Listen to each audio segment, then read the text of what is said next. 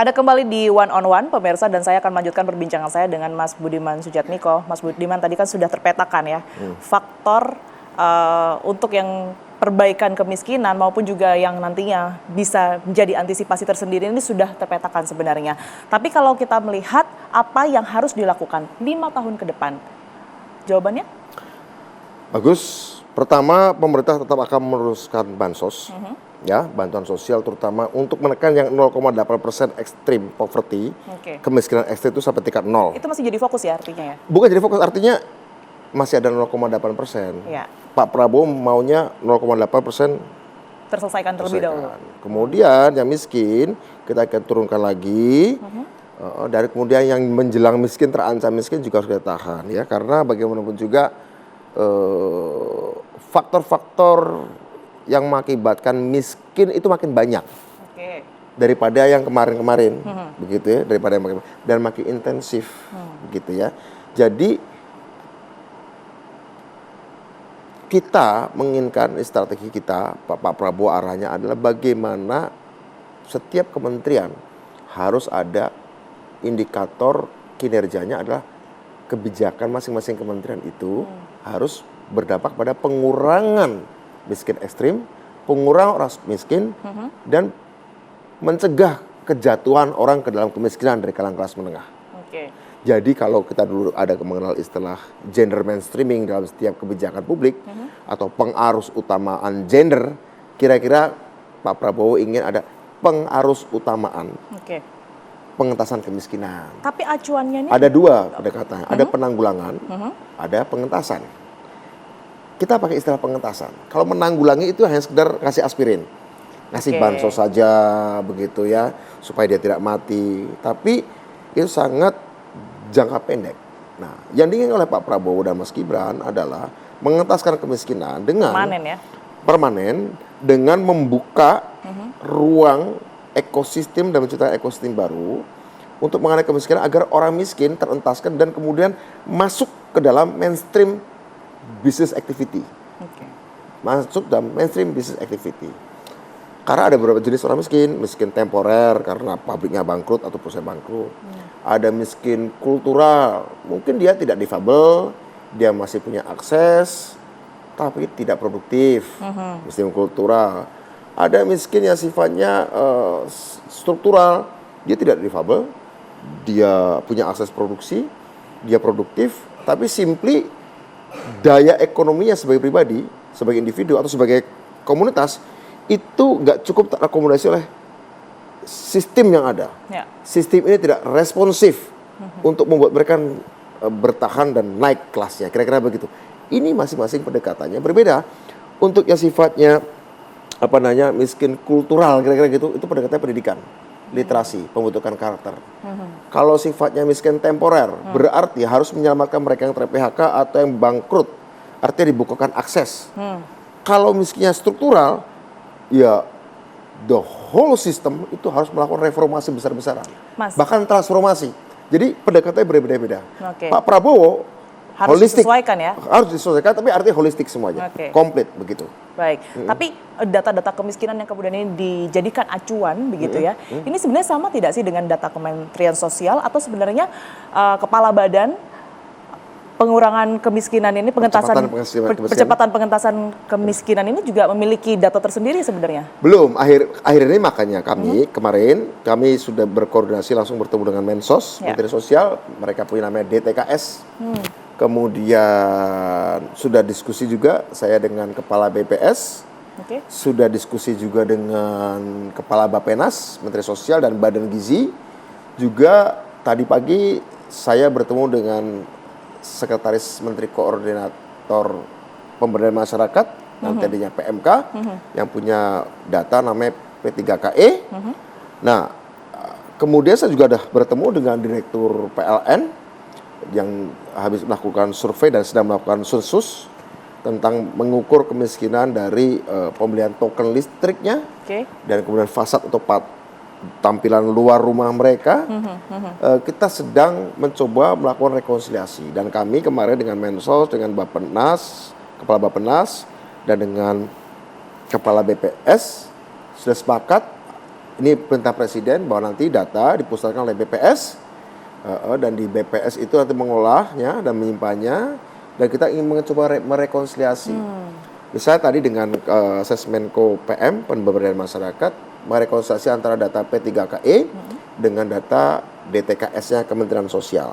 Nah, ini baru mulai, kita baru mulai dan targetnya 100 hari ya harus selesai sehingga kita bisa menyepakati data terpadu tunggal tentang kemiskinan yang mana tidak lagi sekedar kalau menurut BPS pendapatan Rp500.000 per bulan, enggak, terlalu rendah standar itu gitu ya.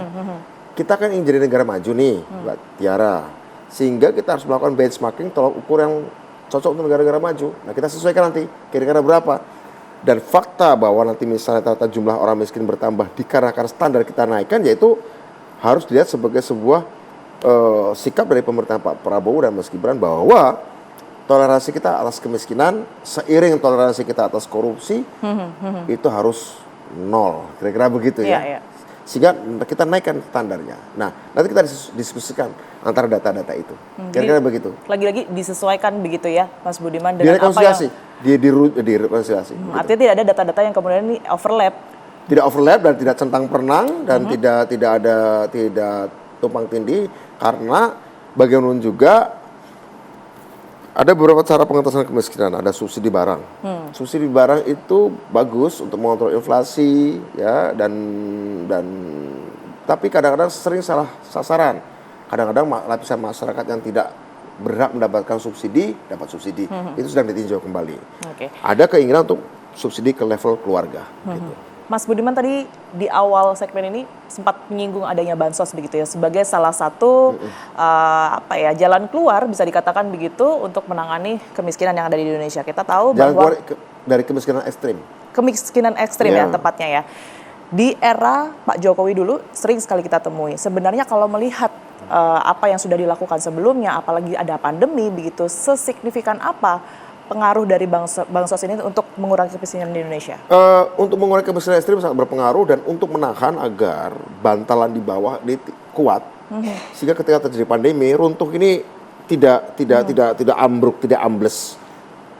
Sangat berhasil Pak Jokowi dalam mengurangi kemiskinan ekstrim itu dan menyebabkan kita terhindar dari krisis sosial yang lebih besar diakibatkan oleh pandemi. Ya kan?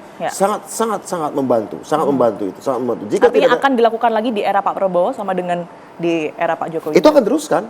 Cuma seperti saya katakan tadi, dari jenis kemiskinannya, ya macam-macam, dari jenis sebabnya, tantangannya berbeda, lebih kompleks, lebih intensif, jauh lebih banyak akar-akar kemiskinannya lahir akibat disrupsi teknologi, akibat ketegangan geopolitik, ekonomi politik, yang nanti ada kaitannya juga dengan soal swasembada. Karena kita tahu, Tiara, bahwa Pak Prabowo ini kalau diperes ya, kalau diperes programnya yang menjadi primadona beliau adalah pengurangan kemiskinan, swasembada pangan dan energi, serta pembangunan sumber daya manusia.